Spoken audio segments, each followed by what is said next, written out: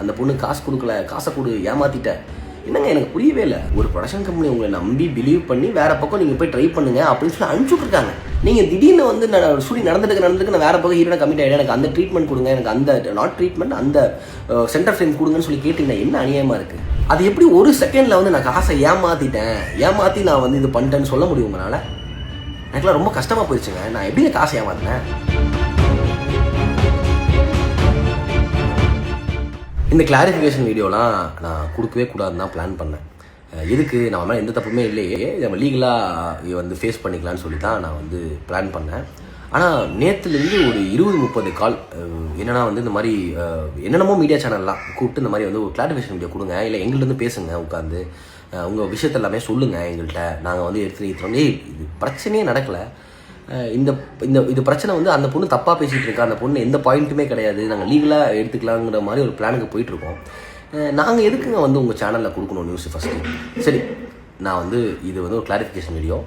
So இந்த வீடியோவில் வந்து நான் ப்ராப்பராக என்ன நடந்துச்சு அப்படின்னு சொல்லலாம். சும்மா பிளாபர்லாம் பண்ணல, சும்மா டேபிளை தட்டி நான் பிளாபர்லாம் பண்ணி ஒரு வம்புக்கு கொடுக்குற ஒரு சீப் ஃபேம் கிடைக்கணும்னு சொல்லி ஒரு ட்ரை பண்ணுறதுலாம் நான் பண்ணலை.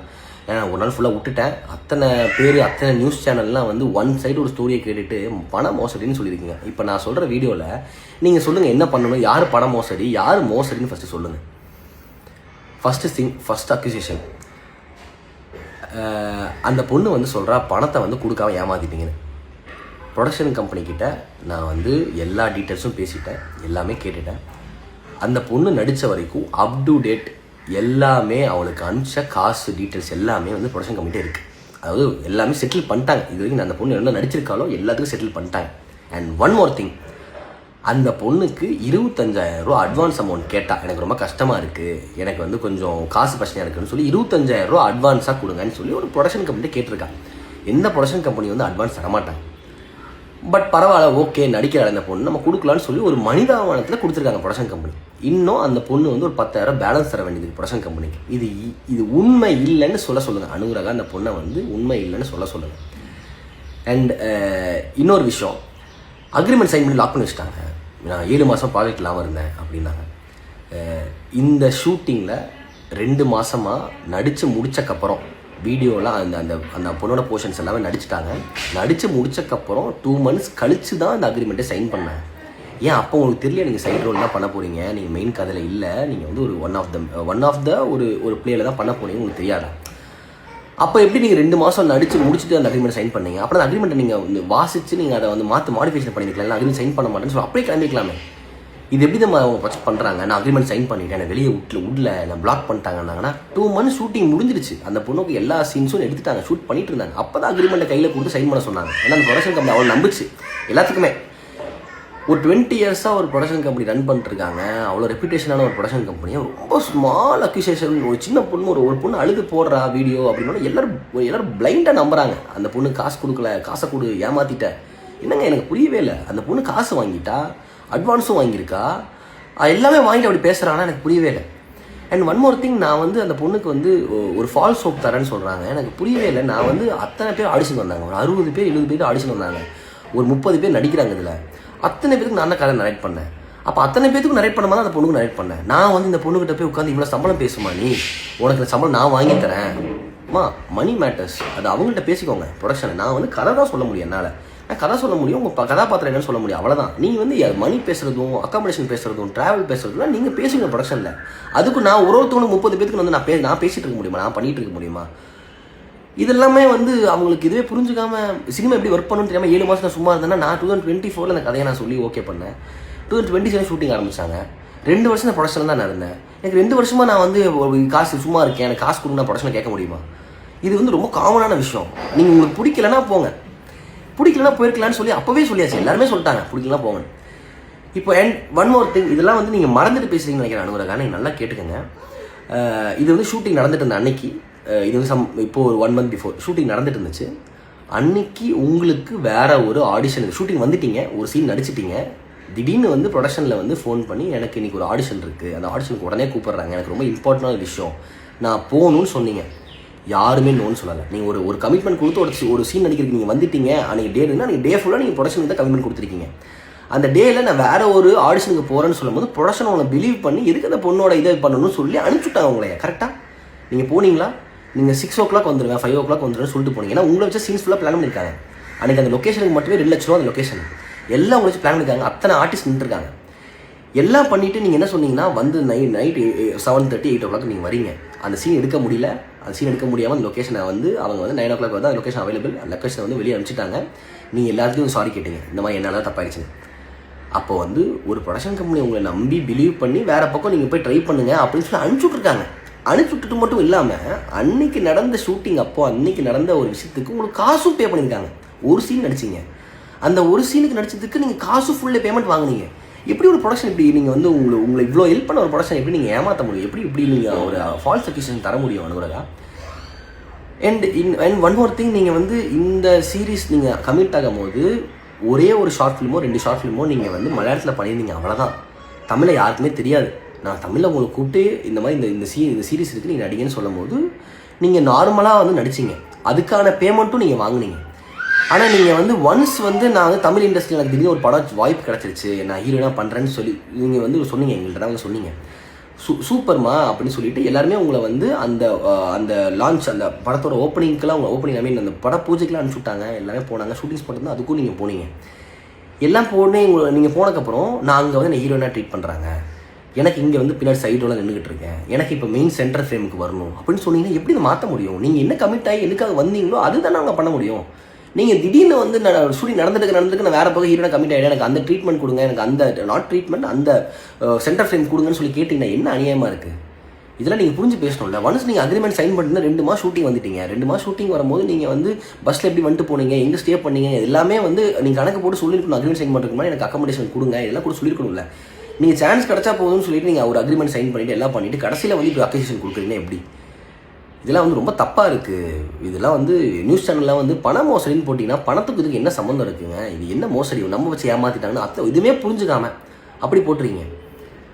நீங்கள் வந்து அண்ட் ஒன் மோர் திங், உங்கள் பாய் ஃப்ரெண்ட் வச்சு டீல் ஏங்க எங்களுக்கு என்னங்க தேவை? இந்த 2026 வந்து ஒருத்தங்க வந்து தப்பாக ப்ரொஜெக்ட் பண்ணி எங்களுக்கு என்ன தேவை இருக்குது? உங்கள் பாய் ஃப்ரெண்டு கூப்பிட்டு அவங்க பாய் ஃப்ரெண்டு சொல்லி சொன்னனால தாங்க நான் பாய் ஃப்ரெண்டு சொல்கிறேன். உங்கள் ஃப்ரெண்டுன்னு சொன்னால் ஃப்ரெண்டுன்னு சொல்ல போகிறேன், அண்ணன்னு சொல்லி பேசிக்கலாம். இல்லைங்க நான் வந்து அவங்க பொண்ணோட நான் பிரதர் பேசுகிறேன் அப்படின்னு சொல்லி பேசிக்கலாம். அந்த பையன் நாங்கள் பாய் ஃப்ரெண்டு சொன்னால் எனக்கு மட்டும் கூப்பிடலங்க, ப்ரொடக்ஷன் எல்லாத்துக்கும் கூப்பிட்டு கத்திருக்கான் பாய் ஃப்ரெண்டு. ஒரு பாய் ஃப்ரெண்டுக்கு எப்படி இவ்வளோ பெரிய நீங்கள் ஒரு விஷயத்தை கொடுத்துருக்கீங்க எனக்கு தெரில. அவன் ஃபோன் பண்ணி கத்துற அளவுக்கு அவன் நான் பண்ண ஒரு பெரிய தப்பு என்ன தெரியுமா? எனக்கு கூப்பிட்டா நான் டீல் பண்ணிக்கணும். அவன் மலையாளத்தில் பேசுகிறான், அவனுக்கு தமிழும் தெரில இங்கிலீஷும் தெரில. ஏன்னா நீங்கள் உங்களுக்கு 3 லாங்குவேஜ் தெரியும்னு சொன்னீங்க, நம்ம 4 லாங்குவேஜ் நீங்களாவது பேசியிருக்கலாம் எங்கள்கிட்ட ஃபோன் பண்ணி இந்த மாதிரி நான் ஹாஸ்பிட்டலைஸாக இருக்கேன் எனக்கு இது இருக்கேன்னு. அவன் மலையாளத்தில் பேசுகிறான், என்னென்னு புரிஞ்சிக்க முடியல. ஆனால் அவன் பேசுகிற ரொம்ப ஸ்லாங் ரொம்ப ப்ராப்பர் மலையாளம் பேசுகிறான், எனக்கு புரியல. பாவம் நான் வந்து எனக்கு மலையாளம் புரியல, அவன் என்னமோ சொல்கிறான், நீ கொஞ்சம் கேளுன்னு நட்சத்திரான்னு சொல்லி என் ஃபைவ்ட்டை கொடுத்தேன். அவ்வளோ பொறுமையாக எடுத்து புரிய வச்சான். இந்த மாதிரி இல்லை பிரதர், இந்த மாதிரி இப்படி ஆயிடுச்சு, இந்த மாதிரி வந்து நீங்கள் கிடையாது, இப்படி கிடையாது, நீங்கள் ப்ரொடக்ஷன் ஹவுஸில் கேட்கணும், உங்களுக்கு பேமெண்ட் ஆல்ரெடி கொடுத்துருப்பாங்கல்ல, நீங்கள் ப்ரொடக்ஷன் ஹவுஸில் கேளுங்க, எதுக்கு நம்மளுக்கு கூப்பிட்றீங்க டைமுக்குன்னாங்க. அவன் வந்து ஃபர்ஸ்ட் ஆஃப் ஆல் வந்து ஒரு பொண்ணு ஹாஸ்பிட்டலைஸ் ஆயிருக்கா, இப்படி ஒரு விஷயம் நீங்கள் ட்ரீட் பண்ணுறீங்களேன்னா சொல்லவே இல்லைங்க. அவன் என்ன சொன்னான்னா, அந்த பொண்ணு வந்து நாங்கள் ஹாஸ்பிட்டலில் இருந்தோம், வீட்டுக்கு கூப்பிட்டு வந்துட்டோம், அப்புறம் நாங்கள் வந்து இப்போ வந்து அவங்க வந்து வீடை காலி பண்ணிட்டாங்க, அவளுக்கு ஃபிக்ஸ் வந்துருச்சு, என்னென்னமோ சொல்கிறாங்க. எனக்கு அது ஒன்றுமே புரியல. இப்போது ஒரு மனிதாபனம் இருக்கும்ல, ஒருத்தங்க ஃபோன் பண்ணி ஃபஸ்ட்டு என்ன எனக்கு ஹாஸ்பிட்டல் அட்மிட் பண்ணிட்டாங்க, எனக்கு என்ன பண்ணுறதுன்னா அதுக்கு நாங்கள் ரெஸ்பாண்ட் பண்ணுவோம். அவன் அதை கேட்கவே இல்லை, அந்த பையன் அதை கேட்கவே இல்லை. அந்த பையன் காசு கொடுக்கணும், நடிச்சதுக்கு காசு கொடுங்க, நடிச்சதுல காசு கொடுத்தாச்சியா, அதுக்கப்புறம் என்ன காசு கேட்குறேன், எல்லா ப்ரூஃப் நம்மள்ட்ட இருக்கு, அவர் என்ன காசு கேட்குறீங்க? அண்ட் எனக்கு ஒன் மோர் திங், எனக்கு ரொம்ப ஒரு உறுத்திட்டு விஷயம் ஆனால் வந்து நான் ரைட்டிங்குக்கு நான் ப்ரொடக்ஷனில் கை நீட்டி காசு வாங்குறேன்னா என்னை எப்படிங்க ஃபோர்ஸ் பண்ண முடியும்? நீ இந்த கதையில் வந்து எனக்கு 15 days வர மாதிரி எழுதி கொடு, எனக்கு என்னை எப்படி ஃபோர்ஸ் பண்ண? அனுராதா வந்து நான் சொல்லிட்டேன் உங்களுக்கு சைடு ரோல் தான் இந்த, நீங்கள் வந்து அனுராதா வந்து லீடு ஹீரோயினுக்காக ஆடிஷனுக்கு வந்தாங்க. அப்புறம் வந்து இதில் வந்து அவங்களுக்கு இது கிடைக்கல அப்படின்னு சொல்லி அவங்களுக்கு நிறைய வீடியோ ஆடிஷனாக எடுத்தாங்க, நிறைய பேர் எடுத்தாங்க. அவங்களுக்கு கிடைக்கலங்கும் போது இந்த ரோல் இருக்குது பண்ணலான்னு போது அந்த ரோலை அக்செப்ட் பண்ணி தான் வந்தாங்க. 2 months நடித்தாங்க, அதுக்கப்புறம் அக்ரிமெண்ட் சைன் பண்ணாங்க. எல்லாமே தெரிஞ்சு பண்ணிவிட்டு எதுவுமே தெரியாத மாதிரி இந்த பொண்ணு வந்து ஒரு ட்ராமா பண்ணுறது வந்து ஏற்றுக்கவே முடியலங்க, யாருனாலும் ஏற்றுக்க முடியல. எங்கள் வீட்டிலலாம் நான் வந்து உங்களுக்கே தெரியும், நான் வந்து ஒரு சின்ன வயசுலேருந்து 2017 ஒரு எம்எஸ்ஆன் யூடியூப் சேனல் வச்சு அவ்வளோ கஷ்டப்பட்டு ₹1 கூட இல்லை என்கிட்ட. நான் வந்து ₹1 கூட இல்லாமல் ஒரு விஷயமாக பில்ட் பண்ணி இவ்வளோ தூரம் வந்திருக்கேன், இவ்வளோ தூரம் கொண்டு வந்திருக்கேன். அது எப்படி ஒரு செகண்டில் வந்து நான் காசை ஏமாற்றி நான் வந்து இது பண்ணிட்டேன்னு சொல்ல முடியும் உங்களால்? எனக்குலாம் ரொம்ப கஷ்டமாக போயிடுச்சுங்க. நான் எப்படிங்க காசை ஏமாத்தினேன்? யாரை ஏமாத்தேனா? இதெல்லாம் நீங்கள் நியூஸ் சேனல் போட மாட்டீங்களா? இப்போ நான் ஒரு பொண்ணாக இருக்கணும், நான் வந்து அழுகணும், நான் அழுதுனா நீங்கள் நியூஸ் சேனல்லாம் போடுவீங்க கரெக்டாக. அது வந்து அதுவும் இல்லாமல் அந்த பொண்ணு வந்து எல்லா நியூஸ் சேனலுக்கு அழுதுருக்கா போல இருக்குது. மலையாளத்தில் போடுறாங்க, தெலுங்குல போடுறாங்க, கன்னடத்தில் போடுறாங்க. உங்களுக்கு அவ்வளோ பிரச்சனையாக இருந்துச்சுன்னா நீ போலீஸ் கம்ப்ளைண்ட் கொடுத்துருக்கலாம்ல. போலீஸ் கம்ப்ளைண்ட் கொடுத்துருந்தா அது வந்து ஒரு கம்ப்ளைண்டே இல்லைன்னு எடுத்துக்க மாட்டாங்க. இப்போ நான் தான் டிஃபர்மேஷன் கேஸ் கொடுக்க போகிறேன். இப்போ நான் அட்வொகேட்டை பேசுக்கப்புறம் வந்து அவங்க டிஃபர்மேஷன் கேஸ் கொடுக்கலாம், இப்படி சம்மந்தமே ஒரு விஷயத்துக்கு கொடுக்க முடியும்னு சொன்னாங்க. நீங்கள் ஜியோ ஹாட்ஸ்டார் தப்பாக பேசியிருக்கீங்க, குளோபல் மேஜஸ் தப்பாக பேசியிருக்கீங்க, எல்லாத்தையுமே வாங்கிட்டு எல்லாத்தையுமே இது பண்ணிட்டு நான் ஃபால்ஸ் ஹோப் தந்தேன்னு சொல்கிறீங்க. எப்படிங்க ஹோப்? இது ஒருத்தங்க நீங்கள் நடிக்க வரீங்கன்னா உங்களுக்கு நான் இந்த கதை சொல்ல முடியும். நீங்கள் ஆடியன்ஸ் பார்த்துருப்பீங்கன்னு நினைக்கிறேன் சீரிஸ். அந்த சீரிஸில் பார்த்துருக்கீங்கன்னா அந்த சீரிஸில் வந்து உங்களுக்கு ஈஸியாக போட்டிருக்கீங்க. அந்த சீரிஸில் வந்து அந்த ட்ரையாங்கலில் வந்து நான் சொன்ன அந்த பொண்ணுகிட்ட அந்த மாதிரி ட்ரையாங்கலில் வந்து ஆரம்பிச்சிருக்கு. அந்த பொண்ணு இவ்வளோ நாள் அமைதியாக இருந்துச்சு. இந்த ட்ரையாங்கலில் ஒன்ஸ் ஆரம்பிச்சிருச்சுன்னா ஓகே, இப்போ நம்மளை மாற்ற மாட்டாங்க, ஏன்னா ஷூட் பண்ணிட்டாங்க, இருக்கிற மாற்ற முடியாது, இப்போ நம்ம வந்து நம்ம அவங்களை இது பண்ணலாம்னு சொல்லி இப்போ அக்யூஸ் பண்ணுறாங்க. இது நீங்கள் அக்ரிமெண்ட் சைன் பண்ணுறதுக்கு முன்னாடி 2 months நடிச்சிங்களா, அப்போவே சொல்லிட்டு போயிருக்கலாம்லங்க. ஒரு சீன் தானே வந்தேன், அந்த சீன் தான் வந்து சொல்லிட்டு போயிருக்கலாம்ல. இதெல்லாம் வந்து எப்படி எடுத்துக்கிறது யார்கிட்ட? இது வந்து ரொம்ப ரொம்ப நான் என்ன கூட விடுங்க, நான் கூட வந்து இதுனா என் ஒய்ஃபெல்லாம் வந்து அவ்வளோ அசிங்கமாக ஏங்க நைட்டு 11:30 மணிக்கு அவங்க என்ன சொல்கிறேன் புரியல, என் ஒய்ஃப்ட்ட கொடுத்தேன், அவங்களும் ரொம்ப பேசி புரிய வச்சா, அவன் புரிஞ்சுக்காமல் கற்றுக்கிட்டே இருந்தான், என்னமோ பேசிக்கிட்டு இருந்தான். நீ எப்படி ஒரு ரோல் கொடுக்க முடியுது? இதோட ரோலா இல்லை ஒரு ரோலா அப்புறம் சொக்கா மயிரா என்னமோ சம்திங் ஏதோ சொன்னான். அதுக்கு தான் அவன் கோவப்பட்டு சொன்னான். ஆமாங்க, நைட்டு 11:30 மணிக்கு ஃபோனை கட் பண்ணலங்க, நீங்கள் கார் ஓட்டிகிட்டு இருக்கேன், நான் கார் ஓட்டிட்டு அவட்ட ஃபோனை கொடுத்துருக்கேன், அப்புறம் நைட்டு எங்கள் பர்சனல் ஸ்பேஸ்ன்னு சொல்லியாச்சு இல்லைங்க. நாங்கள் இப்போ நாங்கள் பேசுறதுக்கு சதி இல்லையா பேசுறதுக்கு டைம் இல்லை, இந்த டைம் இல்லைங்க, நாளைக்கு காலைல கூப்பிடுங்கன்னு சொல்கிறா. அப்பயும் பேசியே இருக்கானா? ஒரு பாய் ஃப்ரெண்ட் வச்சு டீல் பண்ணுறதுன்னா அந்த பையன் இப்படி தாங்க பேச முடியும், இப்படி தாங்க பேச முடியும். அதுக்கு அந்த பொண்ணு அப்படியே ட்விஸ்ட் பண்ணி நாங்கள் வந்து வீடியோ இப்படி அப்படி போட்டான். இந்த வீடியோ வந்து நாங்கள் வந்து இவனை எப்படி பேசிட்டாங்க எல்லாமே வந்து நான் அந்த போட வீடியோ பார்த்தேன். ப்ராப்பராக ஒரு ரீலுக்கு என்ன தேவையோ ஸ்டார்டிங்கில் வந்து சொல்லிடணும்.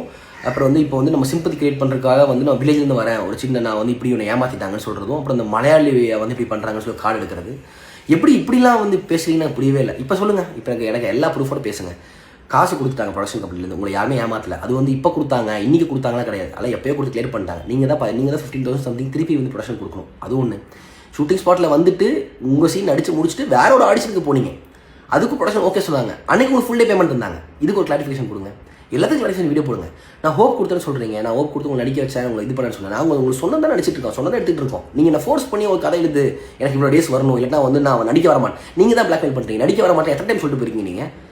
நீ நடிக்க வர மாட்டேன் அப்படின்னா நீங்கள் எடுத்து ஷூட்டிங் அது அவங்க சீன் எடுக்கிற வரைக்கும் அமைதியாக இருந்துட்டு அவங்க சீன் எடுத்து முடிச்சுக்கப்போ இப்போ மாற்ற முடியாதுல்ல. இப்போ நம்ம சொல்லலாம்னு சொல்லி சின்ன குழந்தை தான் விளையாடுறாங்க. சின்ன குழந்தைங்க நான் பேசிகிட்டு இருக்கேன், இதை நியூஸில் எடுத்து போடுங்க, அப்போ தெரியும் உங்களுக்கு வந்து இது எல்லாத்துக்கும் ப்ரூஃப் எங்கள்கிட்ட இருக்குது. தயவு செய்து ஒரு ப்ரொடக்ஷன் கம்பெனியோ ஒருத்தங்க வந்து உங்களை வந்து ஒருத்தங்க இன்ட்ரோ பண்ணிட்டாங்கன்னா நீங்கள் உள்ளே வரும்போதெல்லாம் நீங்கள் வந்து எப்படி வந்து உங்களுக்கே தெரியும்.